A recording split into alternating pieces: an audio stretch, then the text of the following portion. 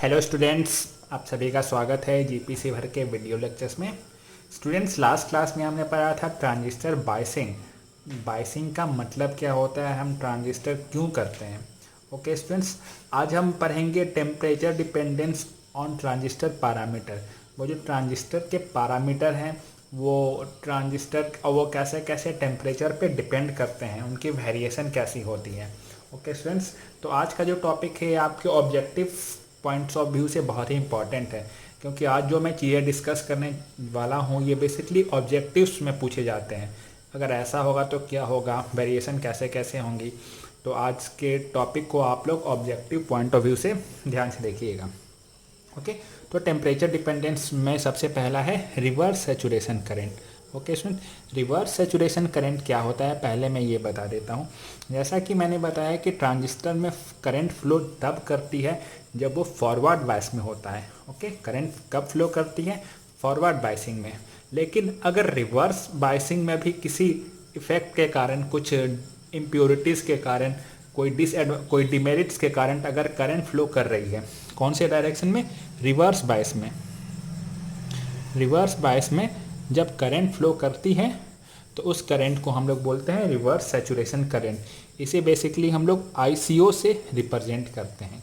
Okay students, जो ICO है वो 7% इंक्रीज होता है पर डिग्री सी के टेम्परेचर राइज से। जैसे आप टेम्परेचर 1 डिग्री से 2 डिग्री करेंगे तो ICO जो रिवर्स सैचुरेशन करंट है वो कितने से इंक्रीज करेगा, वो 7 डिग्री से इंक्रीज करेगा स्टूडेंट।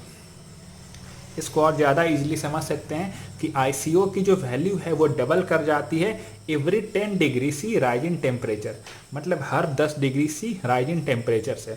तो इससे ऑब्जेक्टिव सवाल बन सकता है, जैसे सपोज करो आपको टेम्परेचर 25 डिग्री सी पे आपको ICO की वैल्यू है 2 मिली एम्पियर। तो आपसे पूछा गया कि 45 डिग्री सी पे इसकी वैल्यू क्या होगी। ओके स्टूडेंट्स, तो हर 10 डिग्री सी पे ये क्या कर रही है, डबल कर रही है। 25 पे है 2, तो 35 डिग्री सी पे कितनी हो जाएगी स्टूडेंट, 35 डिग्री सी पे डबल कर जाएगी, ये हो जाएगी 4 मिली एम्पियर। और इसमें और 10 डिग्री इंक्रीज कर रहा है, मतलब 45 पे कितनी हो जाएगी, 45 डिग्री सी पे 8 मिली एम्पियर। तो इस तरह के ऑब्जेक्टिव सवाल यहाँ से बन सकते हैं। ICO becomes double with every 10 degree C rise in temperature. दूसरा है VBE, जो बेस इमिटर वोल्टेज है। जैसे कोई भी सपोज कीजिए ट्रांजिस्टर, ऐसे हम लोग रिप्रेजेंट करते हैं, ये बेस का पार्ट है और ये इमिटर का पार्ट है। तो यहाँ पे जो वोल्टेज प्रेजेंट होती है ये बेस इमिटर वोल्टेज है। बेस इमिटर वोल्टेज का बेसिकली हम लोग ट्रांजिस्टर में लिखते हैं VBE equal to 0.7 volt, 0.7 volt के बराबर होता है। ओके सर, ये जो बेस इमिटर वोल्टेज है ये भी टेम्परेचर पे डिपेंड करती है। इसका टेम्परेचर पे डिपेंडेंस कुछ इस तरह से है, जो पर degree C rise in temperature VBE की वैल्यू घट जाती है -2.4 मिली वोल्ट पर डिग्री सी। मतलब हर 1 डिग्री टेम्परेचर बढ़ाने पे VBE की वैल्यू क्या होगी, 2.4 मिली वोल्ट से घट जाएगी। किसी किसी बुक में ये 2.3 है, किसी किसी बुक में 2.5 है। बस आप रफ याद रख लीजिए, ये VBE की dVE बाई dt की वैल्यू कितनी है, -2.4 मिली वोल्ट पर डिग्री सी। मतलब हर टेम्परेचर जैसे जैसे टेम्परेचर बढ़ेगा VBE की वैल्यू क्या होगी, घटेगी। ठीक है। अब दूसरा करंट गेन, जो कॉमन इमीटर सर्किट में जो करंट गेन होता है, करंट गेन होता है वो है बीटा। जैसे लिखते हैं IC equal to beta IB। तो ये जो बीटा है स्टूडेंट, ये क्या है, IC बाई IB, ये करंट गेन है। ये जो करंट गेन किसी भी सर्किट में होता है, कॉमन एमिटर सर्किट में, ये भी टेम्परेचर के साथ वेरी करता है। बेसिकली बोला जाता है कि around 300 degree C temperature rise पे बीटा की वैल्यू डबल हो जाती है। बट यहाँ पे आपको ये उतना डीप पढ़ना नहीं है, आप बस इतना ध्यान रखिए स्टूडेंट कि बीटा की वैल्यू क्या है, टेम्परेचर इंक्रीज के साथ इंक्रीज कर जाती है। तो यहाँ पे दो चीज़ इंक्रीज कर रही है, ICO और बीटा टेम्परेचर के साथ इंक्रीज कर रही है, और VBE क्या है, टेम्परेचर के साथ घट रही है। तो ये ऑब्जेक्टिव पॉइंट से आप इसका नोट्स बना सकते हैं स्टूडेंट्स। ओके, अब हम देखेंगे स्टेबिलिटी फैक्टर। जैसे हम कोई बोलते हैं कोई भी ट्रांजिस्टर है, कोई भी उस अपने क्यू पॉइंट पे स्टेबल है, तो स्टेबिलिटी फैक्टर क्या है, एक मेज़र है उसकी ऑपरेटिंग पॉइंट की टेम्परेचर के साथ। मतलब जैसे हमने जैसे स्टूडेंट हमने क्यू पॉइंट डिस्कस किया था लास्ट क्लास में।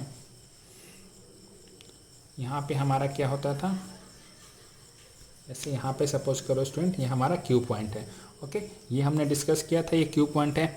अब ये क्यू पॉइंट टेम्परेचर के साथ कैसे वैरी कर रहा है, ये क्यू पॉइंट टेम्परेचर के साथ कैसे वैरी कर रहा है, ओके, ये हम यहाँ पे डिस्कस करेंगे।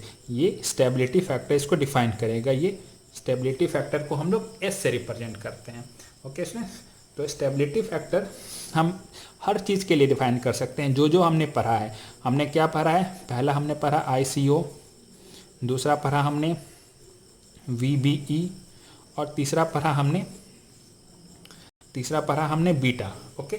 तो जो टेम्परेचर पे सबसे ज़्यादा डिपेंडेंस है, सबसे ज़्यादा डिपेंड कर रही है, वो है ये ICO, ओके। तो ICO जो स्टेबिलिटी फैक्टर है स्टूडेंट, स्टेबिलिटी फैक्टर, ये हम लोग किसके टर्म में डिफाइन करेंगे, ICO के टर्म में डिफाइन करेंगे, ओके।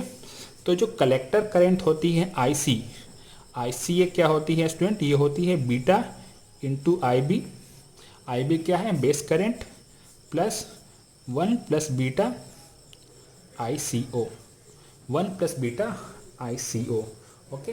अब हम इसे डिफ्रेंशिएट करेंगे विथ रिस्पेक्ट टू IC के साथ डिफ्रेंशिएट करें तो del IC by del IC क्या हो गई, 1 हो गई, beta del IB by del IC plus 1 plus beta del ICO by del IC, okay. दोनों साइड हमने डिफ्रेंशिएट किया है विथ रिस्पेक्ट टू IC। यहाँ पे हमें del ICO by del IC ये कितना मिलता है स्टूडेंट, ये हमें मिलता है, ये हमें मिलेगा student 1 plus beta by 1 minus beta del IC by del IB, sorry ये del IB by del IC, ये हमें मिलता है स्टूडेंट इतना, ये हमें मिला, ये ऐसा कुछ। ये जो हमें स्टेबिलिटी फैक्टर मिला है, stability factor 1 plus beta by 1 minus beta del IB by del IC, okay. तो यहाँ से हम किसी भी सर्किट का स्टेबिलिटी फैक्टर निकाल सकते हैं। अगर सर्किट की स्टेबिलिटी फैक्टर जितनी कम है, मतलब सर्किट उतना ज़्यादा क्या है स्टूडेंट, स्टेबल है, ओके। तो यहाँ से हमने निकाल लिया है, जैसे आप देख रहे हैं स्टेबिलिटी फैक्टर हमने यहाँ पे निकाला हुआ है ये। और जितनी भी स्टेबिलिटी फैक्टर कम है, मतलब स्टेबिलिटी फैक्टर जितनी कम है, 1 के जितने नज़दीक है, 0 के जितने नज़दीक है, सर्किट उतनी ज़्यादा क्या है, उतनी ज़्यादा स्टेबल है। लेस एस की वैल्यू क्या है, स्मॉल है, तो मतलब सर्किट क्या है, सर्किट इज मोर स्टेबल। तो इसे हम लोग स्टेबिलिटी फैक्टर यहाँ से डिफाइन करते हैं, ओके स्टूडेंट्स। आपको कोई डाउट हो तो कमेंट सेक्शन में पूछ सकते हैं। Thank you.